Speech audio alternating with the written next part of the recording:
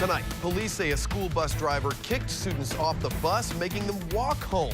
Plus, a big cat scare in Little Rock today, police getting calls of a tiger roaming the streets, and why the capital city is becoming a hot spot for beer lovers.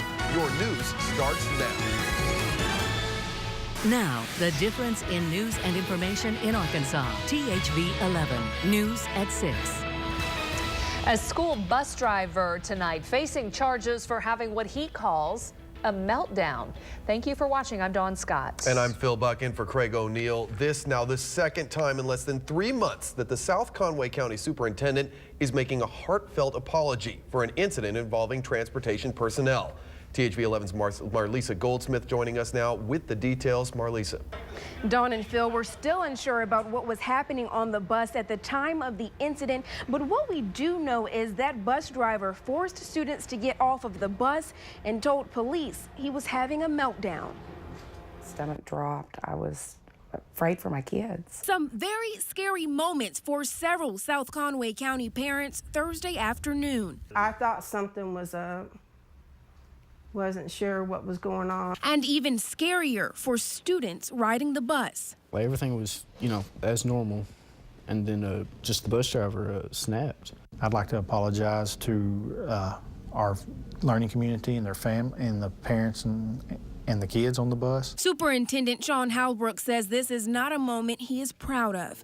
According to Conway County Sheriff's Office, the 34-year-old bus driver was taken into custody Thursday afternoon after having what he considered a meltdown. It was here at Highway 9 in Pinter Lane that students on the bus say the bus driver slammed on his brakes and asked the students to get off of the school bus. Soon after, another school bus came to pick them up and take them home. In the midst of chaos, 9th grader Dylan Davis made the focus his classmates. I did the best I could to keep everybody calm. The day after the incident, parents say their students had some reservations about getting on the bus. She said she never wanted to ride a bus again. But Superintendent Halbrook assures parents the safety of their children continue to be a priority. Despite the most recent incident, he says he's willing to do everything he can to make the situation better. Our parents and our guardians in our learning community sending their kids to us, they trust us. Well, this erodes some trust, and we have to triple our efforts to earn that trust back. The driver has not been charged yet, but will be charged with endangering the welfare of a minor first degree, and the investigation is still going on. Dawn and Craig. Marlisa Goldsmith, thank you. Superintendent Halbrook says the district is in process of putting more regulations in place and planning retrainings to better serve its community there.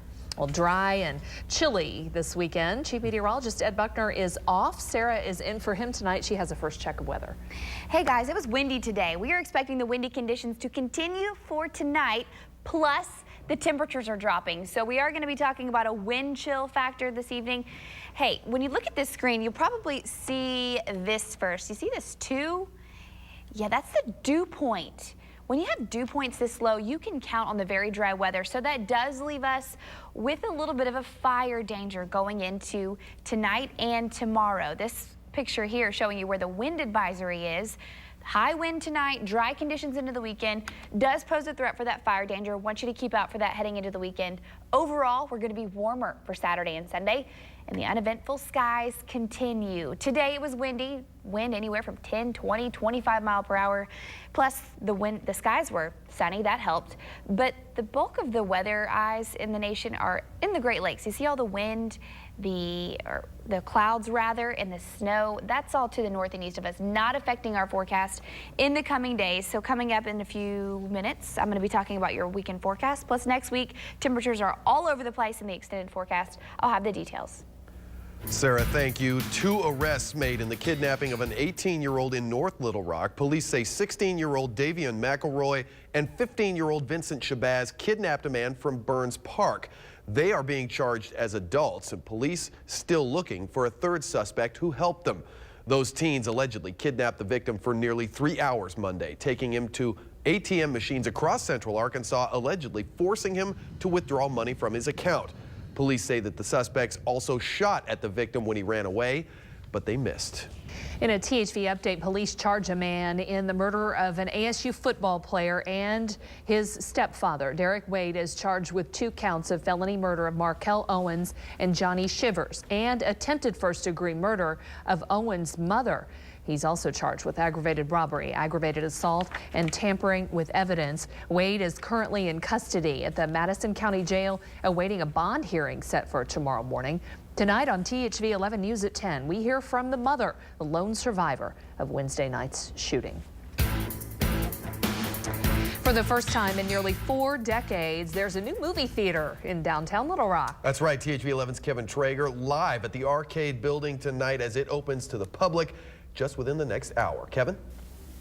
Phil, Dawn, good evening. I'm here at the Cal's Ron Robinson Theater. It's inside the Arcade building downtown.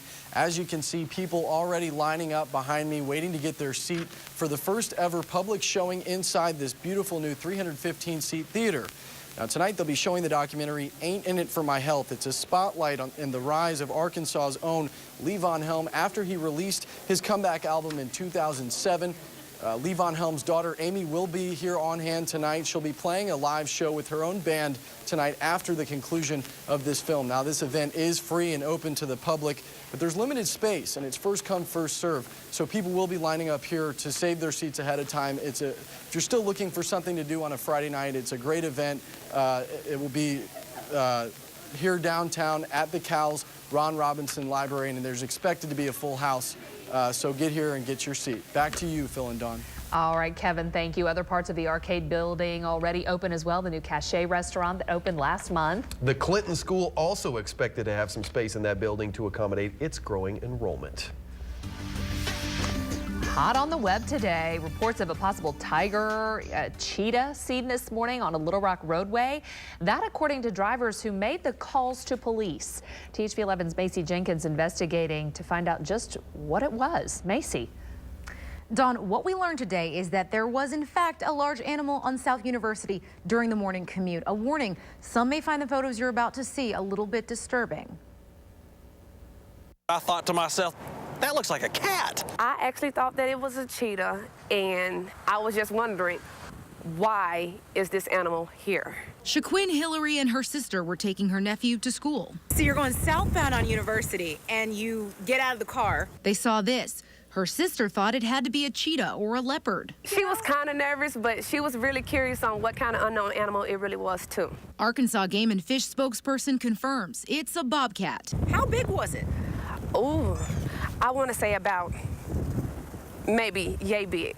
Wow. So bigger than a dog, bigger than a cat. Bigger than a dog, bigger than a cat, okay. Yes. The Little Rock Sanitation Department received 3 calls between 7:30 and 9 a.m. Reports of a tiger and a cheetah prompted the department to send a truck out to University. The animal was picked up and buried before 11 a.m. Before we could get out there, I think the city of Little Rock got out there a little bit quicker. Being a city and state road, University Avenue is monitored by both the city of Little Rock and Arkansas Highway and Transportation.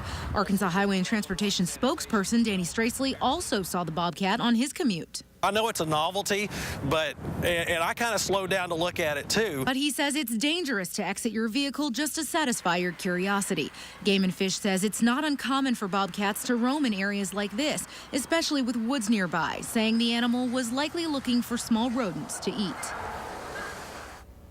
Now, if you happen to see an animal like this, Stracely says call the police, the highway department, or the sanitation department to take care of that animal. Dawn. All right, Macy Jenkins, thank you. Half a dozen teens, meantime, arrested for breaking into vehicles in Conway. Police say they got a call of people wearing hoodies looking into cars near South Mitchell and Hillman streets.